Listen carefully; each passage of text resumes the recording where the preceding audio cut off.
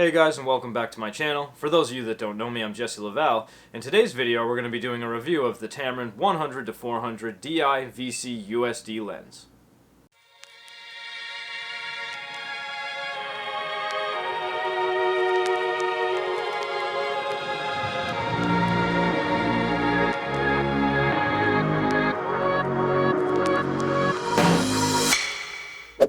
So this lens zooms from 100 to 400 millimeters. It's pretty light. It has 9 rounded aperture blades, and I think that turns out to really make nice bokeh out of this lens. I've always been really happy with the way the bokeh presented itself, and just the general overall image quality. I've always found this lens to be very sharp, the autofocus to work really well as the stabilization. For a lens that's in this price point, I really haven't had any complaints about it, and I've been extremely happy with it.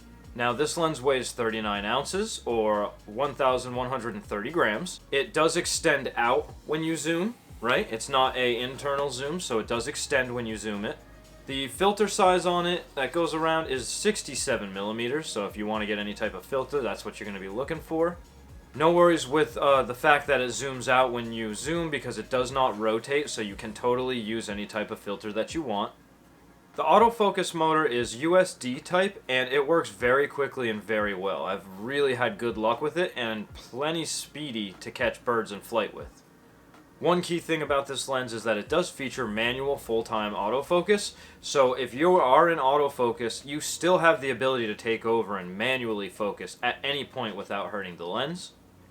It does have a focus limiter, and it works very well. The minimum focus distance of this lens is 59 inches. Maximum magnification is 0.28 times. It does include the tripod ring, so you do have that can be mounted onto a tripod. It does include a little lock switch there. I haven't ever experienced any lens creep at all with this lens, and I never used the lock. So you do have a lock, but I don't think you'll ever really need it. This lens is weather sealed, and I've brought it out in pretty heavy rain several times, never experienced any problems or any leaks or anything at all, so the weather sealing seems to be very good in this lens. As I mentioned before, the image stabilization works very well. You do have 2 different modes, or 3 I guess I should say. You have the VC mode 1, which stands for vibration compensation, and VC mode 2. Now, VC mode 1 is for just shooting something that's still. VC mode 2 is for something that's panning, like a bird in flight.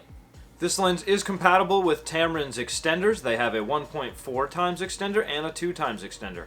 I personally own the 2 times extender, although I do think that it works decently well. I find that the autofocus and the sharpness and chromatic aberrations are diminished so much that I tend to think it's the least utilized piece of kit that I own. So now that I ran down the specs with this lens, guys, I just kind of want to talk about this lens a little bit. Now, this lens is probably the lens that I use the most in my kit, just because I really enjoy shooting wildlife a lot. And I have this mounted on most of the time my Canon R6 now. And I did experience some issues with the stabilization, but I'm happy to say that the latest firmware that Canon put out for the Canon R6 actually solved those problems, so I haven't had any issues, and the lens seems to be fully compatible with even some of the newest Canon mirrorless bodies. So that's something that's really awesome, that this thing is fully compatible, everything works perfectly, autofocus is extremely quick and accurate. I can lock onto things and track them as they move, no problem at all. I do use the Canon EF adapter that has the control ring on it, which then I map exposure compensation to that control ring. So you still have a control ring to control another aspect of how you control your camera, while you have this lens adapted to one of Canon's mirrorless bodies. Now, this lens, like I said, it's great. I love it. Do I think it's probably the best telephoto lens out there? No. But for the price, I do think that it's definitely a contender for probably one of the best pieces of kit that you can get for around $1,000. Because let's think about what are some of the other options that we have if we're working with Canon RF bodies, right? So there's those couple of lenses that Canon put out that are primes. You've got the 600mm prime that's f11, the 800mm prime that's f11, and then you've got the 100 to 500, and that's the L lens, right? So that's like crazy expensive. You're looking at like $3,000. I'm sure that lens is just incredible, as I've heard and read about it. But I mean, for something that's $1,000, I don't think that it's really going to be diminished that much that it's probably worth $2,000. Now, the thing about the f11 primes is I'm really not looking for, one, a prime lens and a wildlife lens, because I do know that trying to find something that's moving when you're zoomed into 600 or 800 millimeters, that is really tough if you don't have some kind of zoom range, you know, because most of the times I'm going to point up at the wide end of my lens and then follow my subject in and take the shot. You're not going to be able to do that with a prime lens. So that's one thing that's really held me back from picking up either one of the cheaper prime f11 lenses. And then of course the other thing is the fact that they are a fixed f11 aperture. While I'm sure you can get really nice shots in really bright daylight, most of the time when I see most of my birds, it's usually early in the morning or late when the sun is setting, and that's when the light is starting to go away. So to me, I feel like most of my opportunities for birding are going to be in probably not the best lighting, and they're really not that inexpensive. Like, think about it, if I want to get the 800 millimeter prime lens, that's $900, and I'm only a few $100s away from having something that's like 6.3 at that point. That f11 I do think will hold you back from getting some shots that are going to be really important to you. And I mean, that's going to be one of the killer things about that f11 aperture. Now, one bad thing that I will say about the Tamron lens. Now, this is adapted to my Canon R6 or my Canon RP that I own. And because it's adapted, it usually works very, very well when it's adapted. But I have to say that once in a while, when I go to take a shot, for some reason, the autofocus just stops working.